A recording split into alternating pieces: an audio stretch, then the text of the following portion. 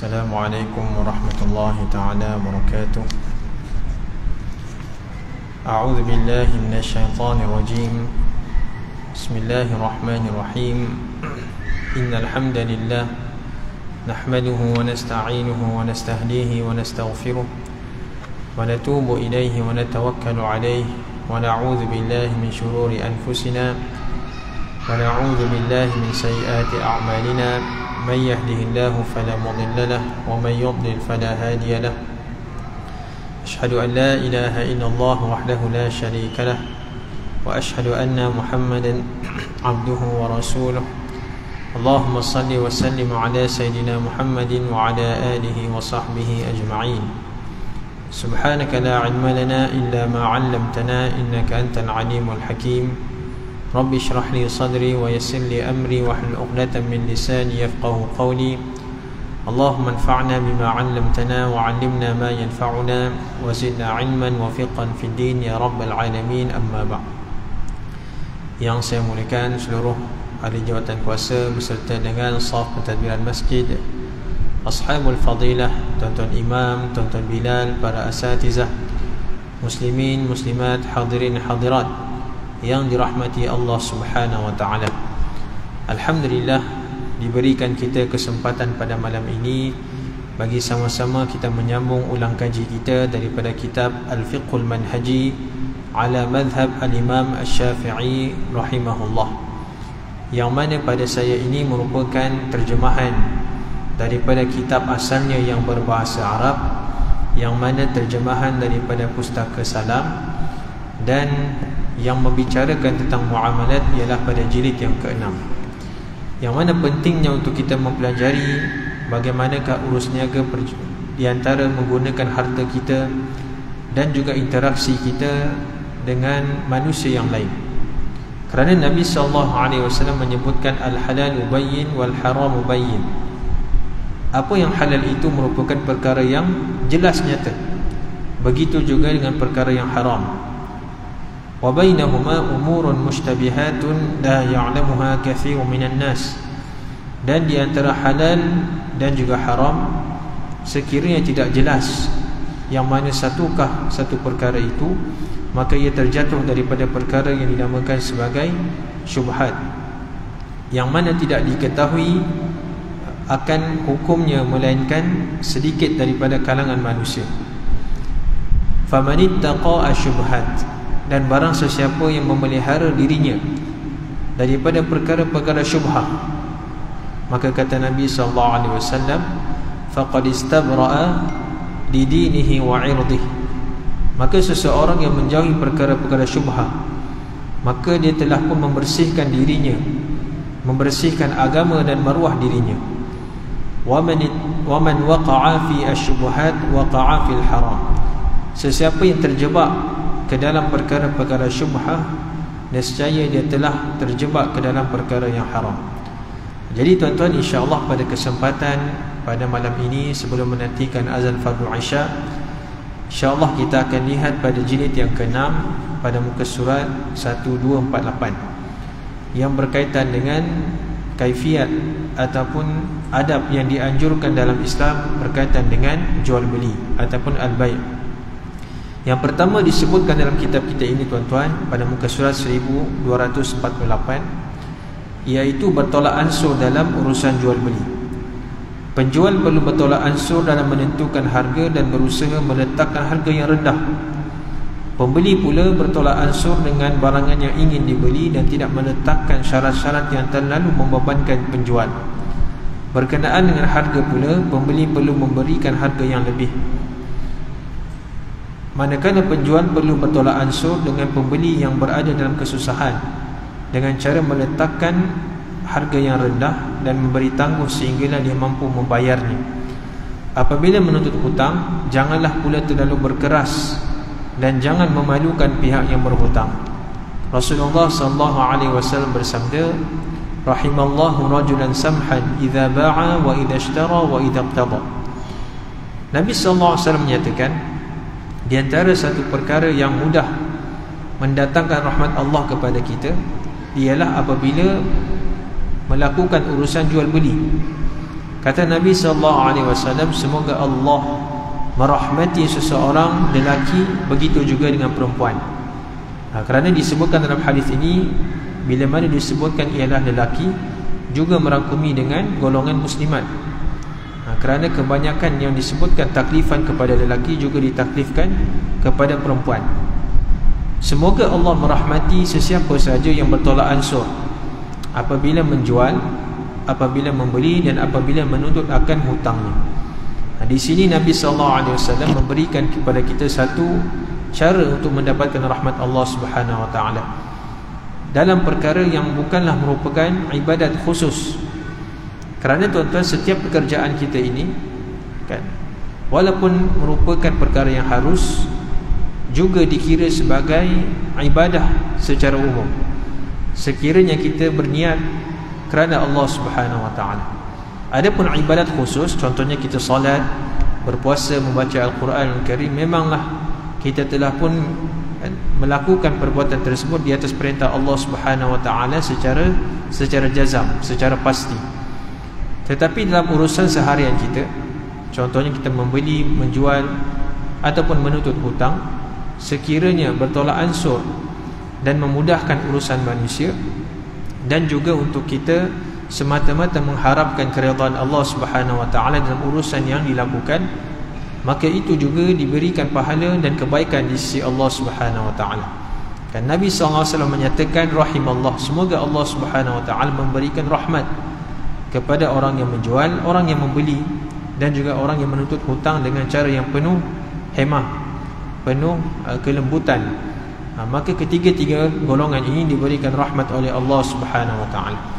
Jadi yang pertama tuan-tuan ialah poin yang penting dalam apa yang kita sebutkan ini ialah bertolak ansur dalam urusan al-bai', dalam urusan jual beli. Begitu juga yang sangat dianjurkan dalam urusan jual beli ini secara khususnya, dan juga satu sikap dalam mana-mana perkara yang dituntut kepada kita ialah merupakan kejujuran. Dengan kejujuran ini tuan-tuan, Nabi SAW menyatakan, alaikum bis-sidq, hendaklah kamu menjadi seorang yang benar, seorang yang jujur. Fa inna sidqa yahdi ilal birri, sesungguhnya perkara kebaikan ataupun dengan perkara yang jujur, sikap jujur ini akan memandu kepada kebaikan. Wa innal birra yahdi ilal jannah, adapun kebaikan itu akan memandu seseorang ke syurga Allah Subhanahu Wa Taala. Dan Nabi SAW sangat membenci akan sikap dusta dan sebagainya, sikap yang bersangkut paut dengan pendustaan, menipu dan sebagainya. Sehingga kan Nabi SAW menyatakan, jauhilah wa iyyakum wal kadhib, jauhilah akan kamu daripada sikap menipu, membohong dan sebagainya. Kerana dengan al-kadhiba yahdi ilal fujur, sikap menipu, sikap tidak jujur ini akan memandu kepada perkara yang jahat. Wa innal fujura yahdi ila an-nar, sedangkan perkara yang jahat, perkara yang keji akan menjerumuskan seseorang ke dalam lembah neraka. Jadi disebutkan dalam kitab ini, qala al-musannif rahimahullah, penjual tidak boleh menipu ketika menceritakan tentang jenis dan nilai barangan yang dijual atau daripada mana diperolehi dan sebagainya. Penjual juga tidak boleh mendakwa kos atau modal yang dikeluarkan lebih tinggi daripada apa yang dibayar oleh pembeli. Sebaliknya, penjual perlu bersikap jujur setiap kali ditanya atau diminta akan pandangan. Jadi tuan-tuan, merupakan hak kepada ke atas penjual bila mana pembeli bertanyakan di manakah sumbernya dan sebagainya, dan apabila diminta pandangan, maka perlulah diberikan secara jujur, tanpa diselindungkan dengan perkara-perkara yang disembunyikan. Seperti mana hadis riwayat daripada Rifa'ah radhiyallahu anhu, Nabi SAW keluar, ataupun satu ketika Rifa'ah ini tuan-tuan, dia keluar bersama dengan Nabi SAW ke tempat solat. Lalu setelah mana selesainya solat, Nabi SAW melihat ramainya orang sedang berjual beli. Lalu Nabi SAW menyatakan, ayyuhat tujjar, wahai sekalian para peniaga. Lalu mereka ini, yakni para peniaga yang mendengar akan sahutan ataupun seruan Nabi SAW, menyahut panggilan Nabi, menyatakan, ya Rasulullah, Mereka menyahut panggilan Nabi sambil melihat ke arah Nabi SAW. Lalu Nabi pun bersabda, pada hari kiamat, kata Nabi SAW, kelak para peniaga akan dibangkitkan sebagai orang-orang yang jahat, kecuali orang yang takutkan Allah, berbuat baik dan jujur. Jadi pada hadis ini Nabi SAW memberikan ancaman kepada manusia yang terlibat dalam urusan perniagaan. Nabi SAW menyatakan bahawa pada hari kiamat para peniaga akan dibangkitkan sebagai orang yang jahat. Nabi SAW menyebutkan secara umum terlebih dahulu. Bukanlah maksudnya Nabi mengatakan confirm semua peniaga akan ditempatkan ke dalam neraka, tetapi yang dimaksudkan oleh Nabi sebilangan mereka yang melakukan penipuan dalam urusan jual beli. Jadi ada pengecualian daripada perkataan Nabi SAW ini. Kecuali kata Nabi SAW, sesiapa yang berlaku jujur, orang yang bertakwa pada Allah Subhanahu Wa Taala dan melakukan kebaikan, 3 ciri ini yang ada pada mereka, maka mereka ini terselamat daripada ancaman Nabi SAW. Seperti mana hadis yang biasanya kita sebutkan, ketika mana dalam peristiwa Nabi dimi'rajkan ke langit, Nabi SAW kemudian bersabda kepada para sahabiat, aku melihat kebanyakan wanita dihumbankan ke dalam neraka. Bukan maksudnya ialah majoriti penduduk neraka itu daripada kalangan wanita, tetapi Nabi SAW menyebutkan begitu ramai wanita yang ditempatkan ke dalam neraka disebabkan mereka ini derhaka kepada suami mereka, dan juga mereka yang tidak melakukan ibadah pada Allah Subhanahu Wa Taala.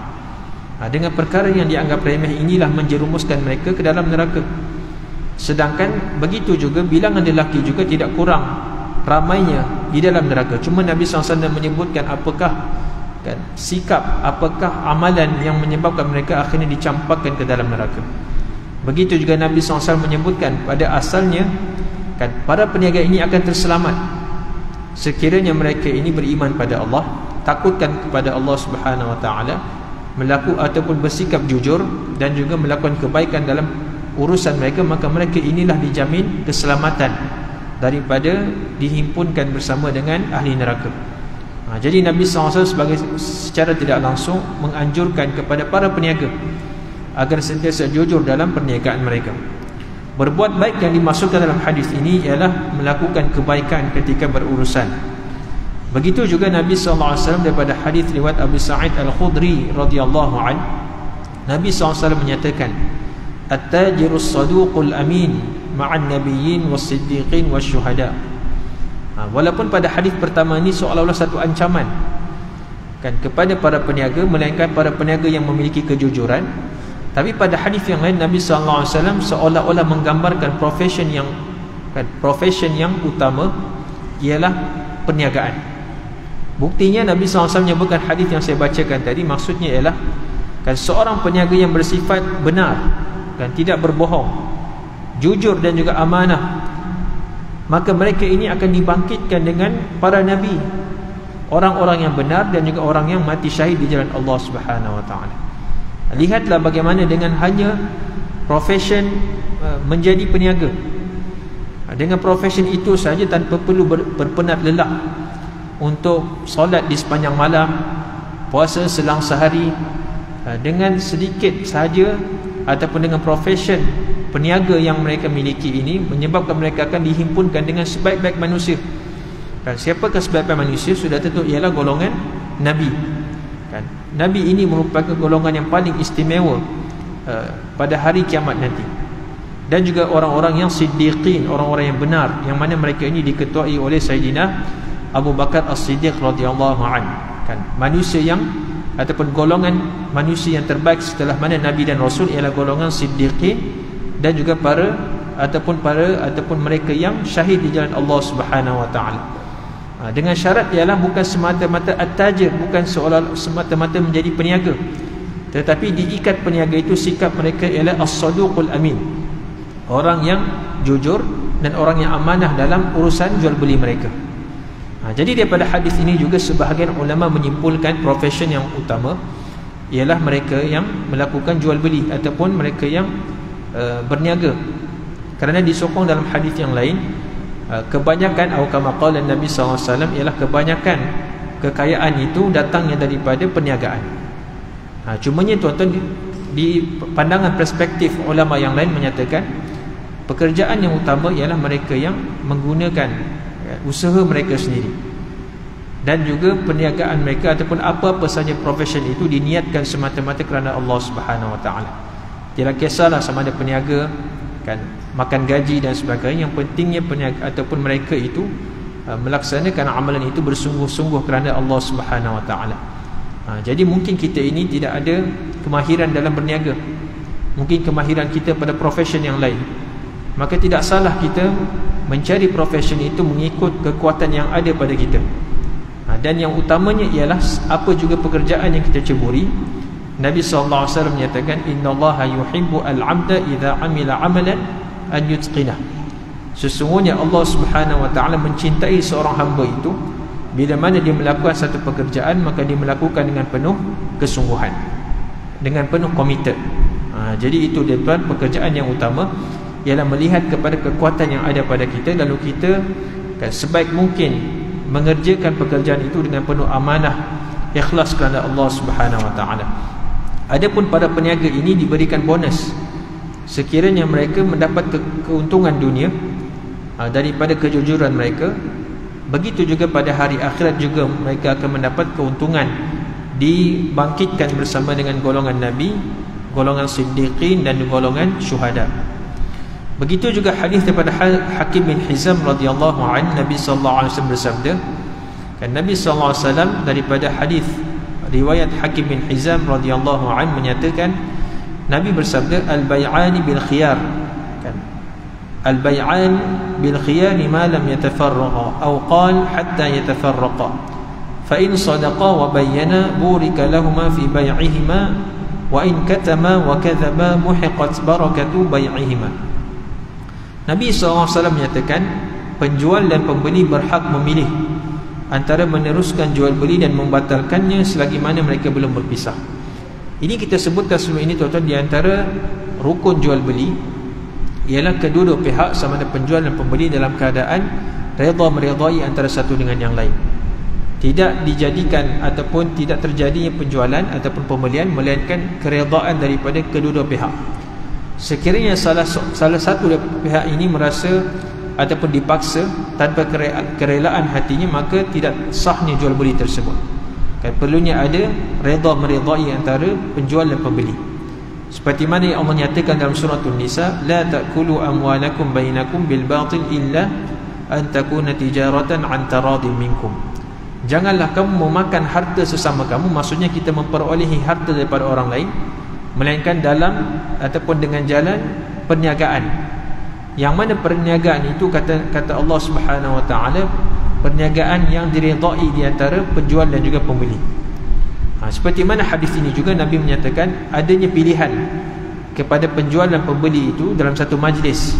Selagi mana mereka belum berpisah, selagi itu adanya pilihan untuk penjual dan pembeli meneruskan urusan mereka selagi mana mereka belum berpisah. Contohnya dalam satu bangunan, selagi mana boleh dilihat kan dijumpa semula, maka bolehnya salah seorang daripada mereka mengcancelkan ataupun membatalkan urusan yang dijalankan. Kemudian Nabi menyatakan, fa in sadaqa wa bayyana, sekiranya kedua-dua mereka ini orang yang jujur dan juga orang yang menerangkan antara satu dengan yang lain, yakni menjelaskan keaiban yang ada, maka Nabi SAW menyatakan burika lahumā fi bai'ihima, maka perniagaan ataupun maka urusan kedua-dua mereka ini sama ada penjual dan pembeli akan diberkati oleh Allah Subhanahu Wa Taala. Kan urusan itu sendiri diberkati oleh Allah, dan kedua-dua mereka ini diberikan pahala kerana kedua-dua mereka ini saling melengkapi keperluan antara satu dengan yang lain. Tetapi kata Nabi SAW, wa in katama wa kadzaba, sekiranya salah satu ataupun kedua-dua mereka ini bersikap menyembunyikan keaiban yang ada dan mereka berdusta, maka Nabi SAW menyatakan muhiqat barakatu bai'ihima, maka Allah Subhanahu Wa Taala akan menanggalkan keberkatan pada urusan jual beli yang mereka langsungkan. Jadi ini yang perlu kita berhati-hati dalam setiap apa yang kita usahakan di dunia ini. Kita sangat mendambakan pahala dan juga keberkatan daripada Allah Subhanahu Wa Taala. keberkatan daripada Allah Subhanahu wa taala. Dengan sikap jujur dan juga menjelaskan keaiban, maka akan diberikan keberkatan. Tetapi sekiranya berlaku penipuan, berlakunya penyembunyian keaiban yang ada pada barangan tersebut, maka dibimbangi akan dicabut keberkatan daripada Allah Subhanahu wa taala. Jadi itu tata cara dalam kita berjual beli, tuan-tuan. Yang pertama tadi apa dia? Bertolak ansur. Yang kedua ialah jujur ketika berurusan. Dan yang ketiga ialah tidak bersumpah walaupun mengatakan perkara yang betul. Jadi bersumpah ini, tuan-tuan, dalam satu sudut merupakan perkara yang dibenarkan dalam syarak. Dan bersumpah tidak boleh melainkan dengan menyebutkan nama Allah Subhanahu wa taala dalam mana-mana lafaz, sama ada dengan menggunakan kalimah wallahi, wabillahi, watallahi. Maka ini merupakan lafaz sumpah yang dibenarkan dalam kita menegakkan satu perkara. Dan kalaulah kita diminta oleh hakim, diminta oleh qadi dalam satu kes dan sebagainya, maka kita dibenarkan bersumpah.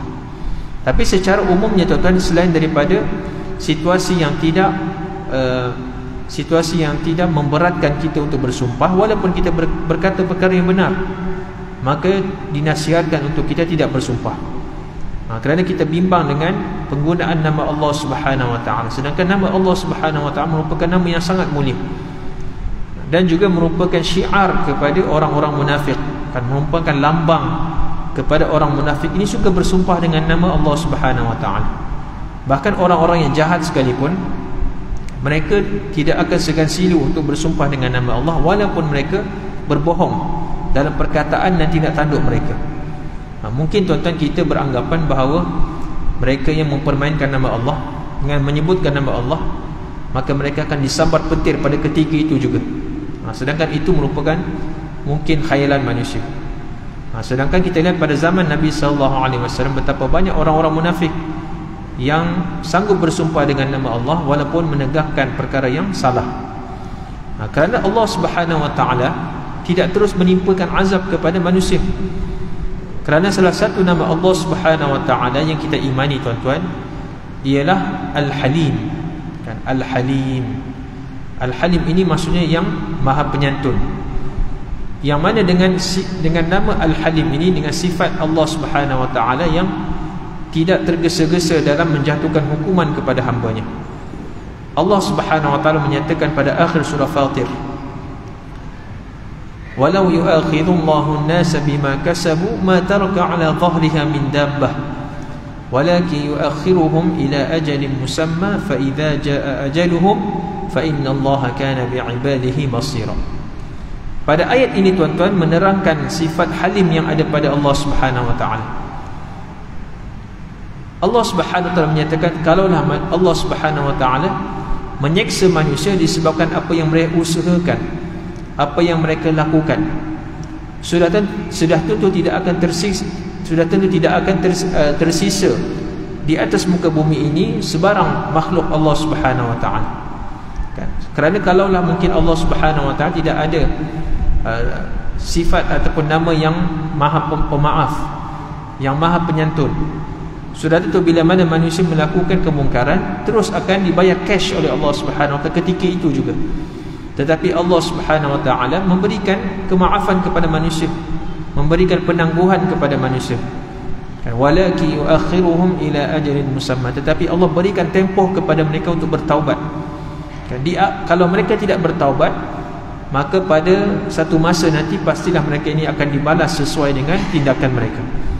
Fa innallaha kana bi'ibadihi basira. Dan ingatlah Allah Subhanahu wa taala kepada hamba-hambanya, sentiasa Allah memerhatikan, melihat akan tindak tanduk perbuatan manusia dan juga makhluk-makhluk yang lain.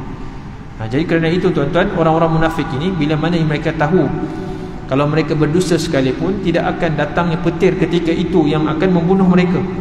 Kerana itu mereka mudah untuk mempermain-mainkan nama Allah Subhanahu wa taala. Adapun orang yang beriman, hatta bila mana disebutkan nama Allah Subhanahu wa taala, maka gemetarlah hati mereka. Seperti mana yang Allah nyatakan dalam suratul Anfal, innamal mu'minuna alladhina idza dzukirallahu wajilat qulubuhum Hanya saja orang mukmin yang di-verified iman mereka oleh Allah Subhanahu Wa Taala, bila mana disebutkan nama Allah, disebutkan tuan-tuan, ini mungkin merupakan satu tingkatan yang rendah. Kan sekadar disebutkan, wajilat qulubuhum, maka bergetarlah hati mereka, takutnya mereka dengan Allah Subhanahu Wa Taala. Wa idza tuliyat alaihim ayatuh, dan bila mana dibacakan akan ayat-ayat Al-Quranul Karim, zadatkum imana, akan bertambahlah iman mereka. Zadatkum imanan wa ala rabbihim yatawakkal, dan kepada Allah Subhanahu Wa Taala orang-orang yang beriman ini bertawakal kepadanya. Kerana itu tuan-tuan, disebutkan di sini tuan-tuan, sekiranya perkara yang tidak mustahab, tidak memerlukan untuk kita bersumpah, walaupun kita merupakan orang yang benar, maka kita jauhilah daripada bersumpah dengan nama Allah Subhanahu Wa Taala. Peliharalah nama Allah Subhanahu Wa Taala sebaik yang mungkin. Sekiranya tidak ada dalam situasi yang menghimpit kita, situasi yang tidak terlalu menekan, maka tidak kita bersumpah dengan nama Allah Subhanahu Wa Taala, melainkan dalam keperluan yang darurat dan sebagainya. Disebutkan dalam kitab ini, salah satu adab ketika berjual beli dan salah satu tanda bercakap benar ialah tidak bersumpah. Kalau kita tahu kita cakap betul, tak perlu untuk kita bersumpah, kerana kita tahu bahawa kita berada di pihak yang benar, dan orang yang benar ini akan sentiasa diberikan bantuan oleh Allah Subhanahu Wa Taala. Malahan tidak bersumpah sama sekali walaupun benar, kerana perbuatan tersebut mencemarkan nama Allah Subhanahu Wa Taala. Dalam surah Al-Baqarah ayat 224, Allah menyatakan, wala taj'alullaha 'urdatan liaymanikum an tabarru wa tattaqu wa tuslihu bainan nas. Janganlah kamu wahai orang yang beriman, kata Allah. Lihat, janganlah kamu wahai orang yang beriman menjadikan nama Allah dalam sumpah kamu sebagai benteng yang menghalang kamu daripada berbuat baik, bertakwa dan mendamaikan di antara manusia. Lihat, jangan jadikan nama Allah Subhanahu Wa Taala ini, kerana manusia ini secara umumnya tuan-tuan, lagi-lagi bila mana berjual beli, bila mana disebutkan nama Allah, maka hati kita menjadi lembut, maka orang yang membeli daripada kita akan mudah mempercayai perkataan yang kita sebutkan berkenaan dengan produk yang kita jual. Dengan menggunakan nama Allah, sentimen-sentimen keagamaan, maka ini merupakan satu perkara yang perlu dinilai semula. Jangan bermudah-mudahan untuk menggunakan nama Allah Subhanahu Wa Taala. Allah Subhanahu Wa Taala sendiri menyebutkan, wala taj'alullaha 'urdah, jangan kamu jadikan nama Allah dalam sumpah kamu. Sedangkan kita tuan-tuan secara asasnya tidak boleh bersumpah dengan selain daripada Allah. Sesiapa yang bersumpah selain daripada Allah Subhanahu Wa Taala faqad asyrak, dia telah melakukan perkara yang syirik. Maksudnya secara asasnya kita tidak bersumpah melainkan hanya dengan nama Allah, dan dalam hal keadaan itu juga kita hanya bersumpah kepada perkara-perkara yang selayaknya, perkara-perkara yang betul-betul mewajibkan kita untuk melakukan persaksian tersebut. Sekiranya diminta oleh hakim, diminta oleh qadi, maka itu merupakan satu keperluan untuk kita bersumpah dengan nama Allah Subhanahu Wa Taala. Nabi SAW bersabda dalam hadis yang diriwayatkan oleh Abu Hurairah radhiyallahu an, al-halifu manfaqatun lis-sil'ah mamhaqatun lil-barakah. Nabi SAW menyatakan, al-halif manfaqatun lis-sil'ah, sumpah ini dia akan melariskan produk jualan. Sumpah ini akan melariskan barangan yang dijual, kata Nabi SAW. Tetapi secara tidak langsung akan menghapuskan keberkatan daripada Allah Subhanahu Wa Taala. Kerana saya sebutkan tadi tuan-tuan, bila mana kita ini, manusia ini mudah untuk lembut hati bila mana mendengar nama Allah, lalu dipergunakan kelemahan itu untuk melariskan jualan, maka itu tidak sepatutnya yang berlaku. Kerana dengan perbuatan sedemikian akan mencabut keberkatan yang ada pada jualan tersebut. Tetapi seseorang yang benar-benar jujur dalam perniagaannya, memberikan barangan yang terbaik untuk dijual kepada manusia yang lain, dengan dia bertawakal pada Allah tanpa bersumpah, maka orang ini akan mendapat keberkatan daripada Allah. Sedikit ataupun banyak jualannya, itu merupakan perkara yang kedua. Tetapi yang confirmnya dia telah pun mendapat keberkatan di sisi Allah Subhanahu Wa Taala, dan itu yang paling utama. Dan pengarang mengatakan, oleh itu sesiapa sahaja yang cuba melariskan barangan mereka dan memperdaya pelanggan dengan menggunakan sumpah palsu, hendaklah berwaspada. Dalam sebuah hadis Nabi SAW menyebutkan tuan-tuan, ada 3 golongan yang Allah Subhanahu Wa Taala tidak memandang kepadanya, tidak berbicara kepadanya. Walhal Allah Subhanahu Wa Taala ini tuan-tuan merupakan pencipta kepada sekalian makhluk.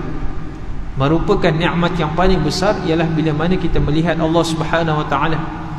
Itulah merupakan puncak kenikmatan yang sangat diimpikan oleh manusia. Bukannya kita mendapat bidadari, bukannya kita mendapat istana yang hebat di syurga, tetapi nikmat yang paling besar, yang paling utama, yang nombor 1 ialah melihat sang pencipta kita, iaitu Allah Azza wa Jalla. Dan dalam surah Yunus Allah menyatakan lilladzina ahsanul husna wa ziyadah. Bagi mereka yang lilladzina ahsanul husna, mereka yang melakukan kebajikan dalam arti kata yang sebenar-benarnya, mereka yang beriman, bertakwa, melakukan amal soleh, menjauhi perkara-perkara yang haram, bagi mereka ini diberikan syurga wa ziyadah, dan bonus yang paling utama iaitu melihat Allah Subhanahu Wa Taala. Dan dalam surah Al-Qiyamah Allah menyatakan ila rabbiha nadhirah. Dan Allah, mereka ini diberikan peluang untuk melihat Allah Subhanahu Wa Taala.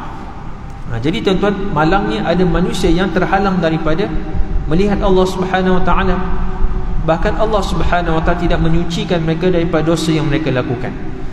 Hadis itu berbunyi tuan-tuan, thalathatun la yadhurullahu ilaihim yawmal qiyamah wa la yuzakkihim wa lahum adzabun alim. Ada 3 golongan yang Allah Subhanahu Wa Taala tidak akan melihat mereka, tidak akan disucikan mereka daripada dosa, dan bagi mereka azab yang tidak terperi sakitnya. Kemudian sahabat bertanya, man hum ya Rasulullah, siapakah mereka wahai Rasulullah? Di sini kita melihat di antara jasa sahabat tuan-tuan, mereka ini sangat gigih dalam menuntut ilmu daripada Nabi sallallahu alaihi wasallam. Bila mana mereka tak faham, maka mereka bertanya pada Nabi. Cuba kita bayangkan tuan-tuan, kalaulah manusia bila mana bertemu dengan Nabi, Nabi menyebutkan ada 3 golongan yang tidak Allah Subhanahu Wa Taala berbicara kepada mereka, lalu tidak ditanya siapa mereka, maka kita akan tertanya-tanya siapakah yang dimasukkan oleh Nabi. Tetapi kita sangat berterima kasih kepada sahabat ridwanullah alaihim ajma'in, bertanya kepada Nabi, wahai Nabi, siapakah 3 golongan tersebut? Maka Nabi SAW menyatakan, Nabi SAW sebelum menyebutkan akan 3 golongan itu, maka Nabi menyatakan faqad khabu wa khasiru, sesungguhnya mereka ini orang yang akan kecewa dan orang yang mendapat kerugian yang terbesar. Lalu kemudian Nabi SAW menjelaskan siapakah mereka. Yang pertama ialah al-mannan, yang kedua ialah al-musbilu izarahu, yang ketiga wal munfiqu sil'atahu bil halif al-kadhib. Yang pertama ialah al-mannan.